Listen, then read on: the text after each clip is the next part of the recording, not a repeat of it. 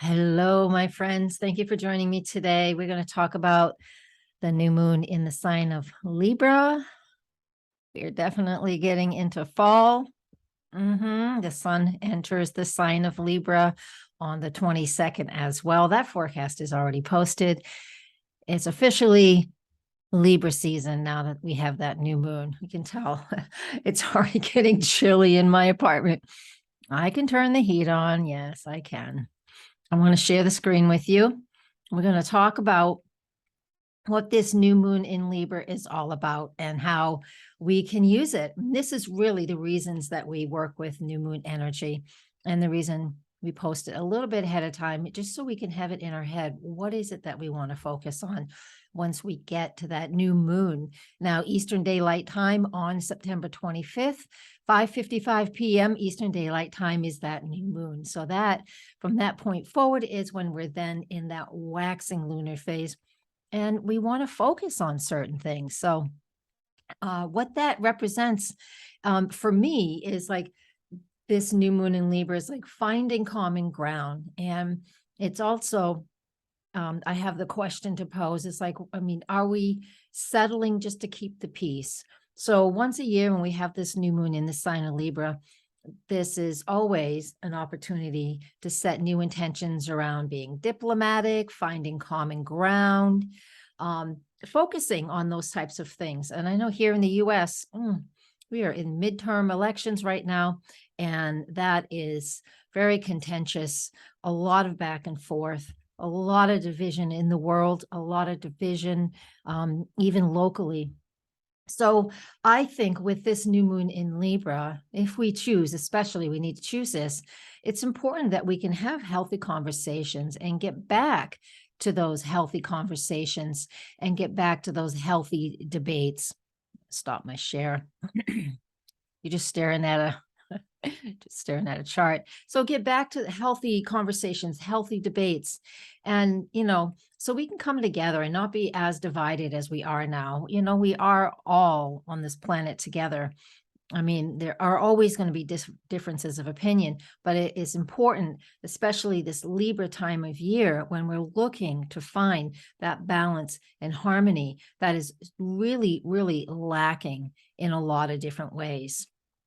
This new moon in Libra on a personal level can also show us where we're lacking that harmony and balance in our own lives. So are you getting what you need from your domestic partner, or are they getting from you what they need? That's one question that we can pose. And this also goes for any business partnerships that we happen to be in, or any type of partnership that we happen to be in. We're really looking to find that equilibrium, that harmony, and that peace. And as I posed in the first sentence here, it's like, what are we looking for? I mean, are we just, compromising to keep the peace? And that's where we really need to pay attention and not work with, and not find that balance. And once again, and I would say once again, who really knows? Have you ever really had that balance? That's a good question to look at too. So when we have new moons, we always begin something. We always set goals based off of that, right? Off of that Libra energy. Again, of all those keywords I just said, finding balance, finding harmony. By the way, you can read this forecast on my website. And if you're a member of my email list or a member of the website itself, neither of those costs a thing, just your email. I will send you that. I don't do funnel emails. Rarely do I. Anyways, you'll get this in your inbox, the written forecast. It's not verbatim. I don't read it. I do write it though. All right, back to this. So for me personally, when it comes to new moon rituals, I mean, it's been decades that I've been working with the new moons and the full. I work with all the quarter moons now. There's 8 of them, by the way. I work with all of them, and this one is most important, but I don't feel personally, this is my personal feelings, I don't feel personally that I need to ask for material things, because that just comes as it comes when it's supposed to, and I'm cool with that. One thing, if you're that way too, and that's not as important for you, I always just recommend that we write down, and during this new moon phase, write down how you're feeling, right? What is it that's coming up? Because again, I don't feel like making new moon wishes based off of material things, but if I can just write down, journal how I'm feeling later on when we work and process the lunar gestation phase, which that takes 3 years. It begins at every single new moon. There's one happening, one beginning every single month. It's just like a spider's web. So I personally just like to write down how I'm feeling, what's going on. And that way, when we start working with that lunar gestation cycle, each phase takes 9 months. There's 4 of them. Then I can at least see where I was, what was going on, and how I was feeling. And then when we get to, the first quarter moon 9 months from now, then I'm able to see, even if I wasn't physically looking to manifest things physically. All right. So I like to write out what I'm feeling because there's a few stages to that. Because first off, it's nice to understand what you're feeling, right? This is the beginning of understanding yourself. And then the second piece of that would be, writing down how you're feeling is the beginning of a healing phase.